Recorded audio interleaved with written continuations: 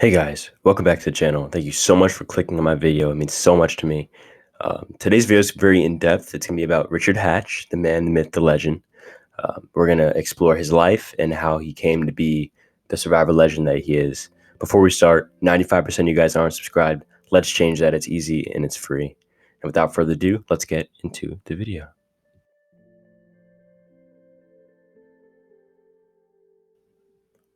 Our story starts in Newport, Rhode Island, in the year 1965, on April 8th, where a baby by the name of Richard was born in a small hospital. Richard attended school in Newport through elementary school and middle school, and later graduated from Middletown High School. Coming out of high school, he first majored in marine biology and oceanography at the Florida Institute of Technology. After only a few months, he decided to instead enlist in the U.S. military in 1980. After enlisting, he was appointed to the U.S. Military Academy at West Point by Senator Chafee at the time. He served 5 years before he was honorably discharged in 1985. He then ventured to New York City, where he was employed by the Palladium, a nightclub, theater, and concert hall at the time. At this time, he started to be a sperm donor.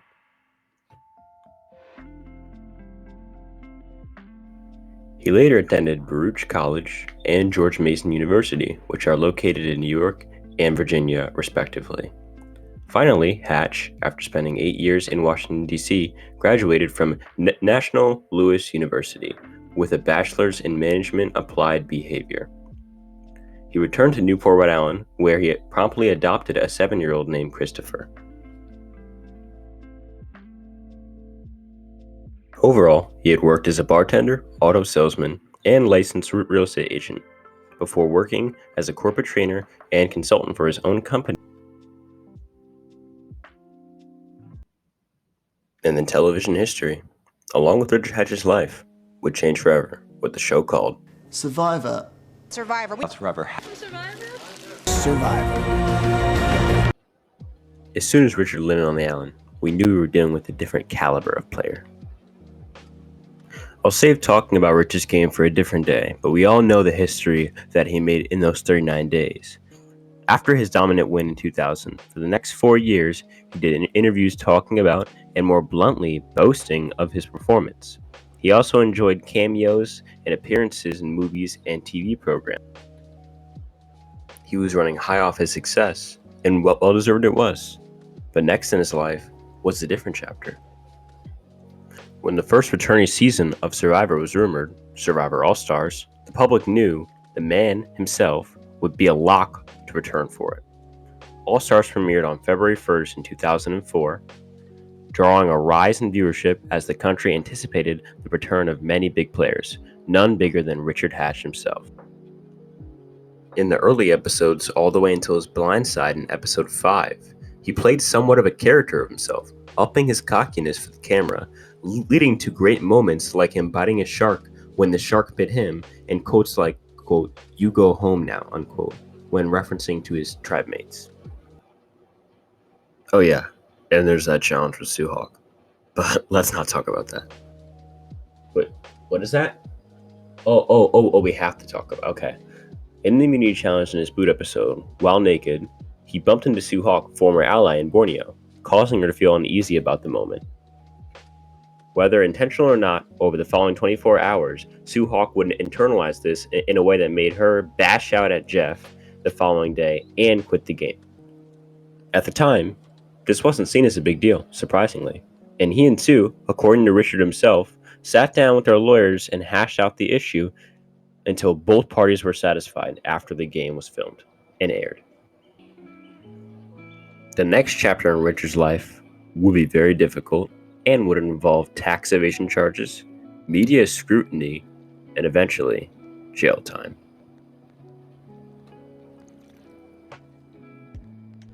According to Rich, after his win in 2000, he deposited all of his $1 million into his local bank. Hatch did admit that he didn't file on tax day that year, but instead, him and his lawyer opted to take an extension to figure out his next steps. He said he was in communication with the IRS at this time.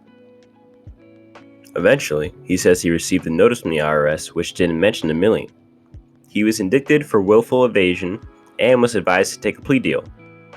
More importantly, he was convicted of 9 other similar counts. If convicted on all counts, he could face up to 47 years in prison. He refused his plea deal and opted to go to trial. He was acquitted of 8 counts, but was convicted of attempting to evade taxes and filing a false tax return. In 2006, he claimed, as a part of his appeal, that CBS had offered to pay the taxes on his million. CBS vehemently denied the claims. He would later, in 2015, infer that when he found fellow castaway Kelly Wigglesworth being fed by production, he was told by producers that if he turned a blind eye to such actions, he would receive money to help with the taxes. CBS obviously denied these claims, and they've never amounted to much more than a rumor. Hatch served 51 months in federal prison from 2006 to 2009.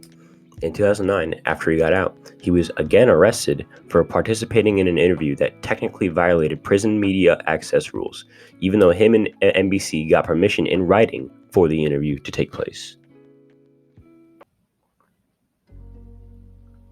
This is the part in the story that takes a turn, specifically one against both CBS and Jeff Probst.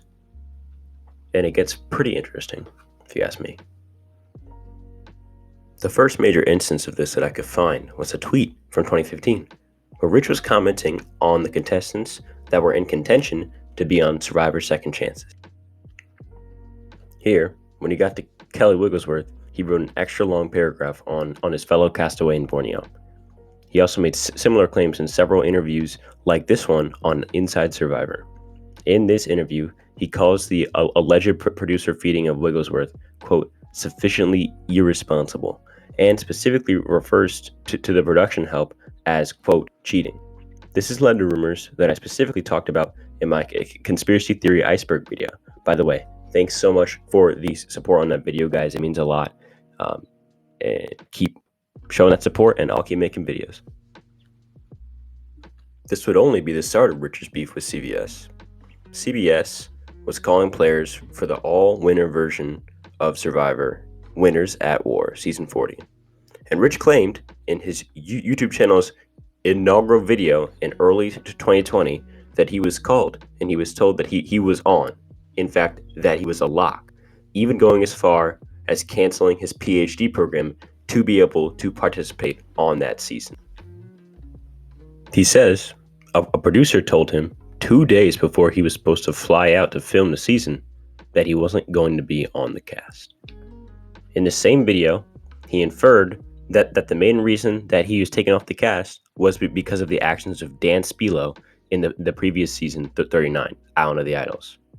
He bashed CBS and Probst himself for what he says was simply a cowardly move, and that was both unfair and unwarranted.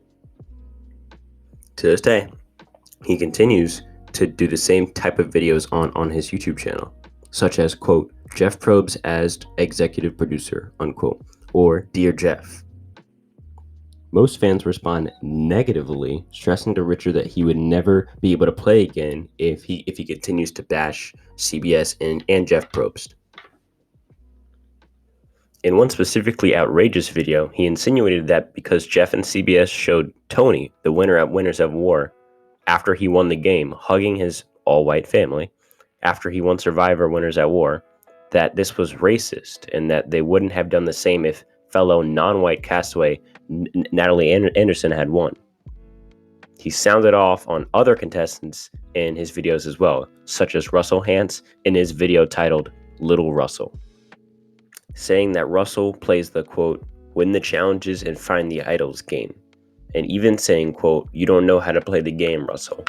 Further bashing him, saying he, quote, missed the point of the game and mocking Russell's fans. This prompted a response from Russell on his YouTube channel, where he stretches to Hatch that he's ruining his reputation and relationship with his comments about Jeff and CBS, and that he wants him not to do so Hatch can get on a season with Russell where they can duke it out on the field.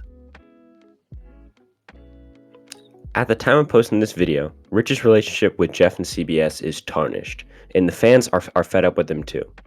In a Twitter thread where he makes fun of Jeff's hair plugs and plastic surgeries with fellow reality contestant Dick Donato, Fans referred to the thread as, quote, when Survivor trash meets Big Brother trash. It seems as if the king has lost his popularity. And that's it. That's his life up to now. Maybe I'll make an update video if something big happens, but until then, I just want to thank you guys so much. This video took a lot of work. I don't know how long it's going to end up being, but it took about a week of making the script and recording. 95% of you guys aren't subscribed. Let's change that. And that's it. Then I'll see you guys later in the next video.